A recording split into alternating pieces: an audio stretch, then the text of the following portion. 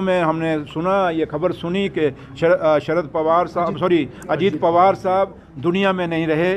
महाराष्ट्र के deputy chief minister, बड़ा दुख हुआ।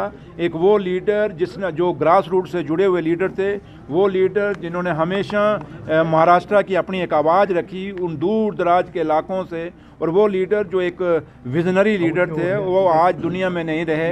एक जहाज़ के हादसे में वो भी मारे गए, उनके साथ जो क्रू मेंबर थे 5 लोग और थे वो भी मारे गए। बड़ी दुखदाई है और बड़ी ऐसी घटना है जिस पे जितना भी हम शोक मनाएं उतना ही कम है। और आज सिर्फ हम यही दुआ करेंगे उस मेरे रब से, मेरे भगवान से, कि भगवान और रब, मेरा रब उनकी आत्मा को शांति दे, अपने चरणों में निवास दे, और परिवार को इतनी हिम्मत, इतना हौसला दे ताकि वो इस गम को भुला सकें और इस दुख की घड़ी से बाहर आ सकें। और जो उनके जो परिवार है उनका, जो उनके बच्चे हैं, अजीत पवार साहब के जो भी सपने अधूरे रह गए हैं वो सपने पूरे करेंगे।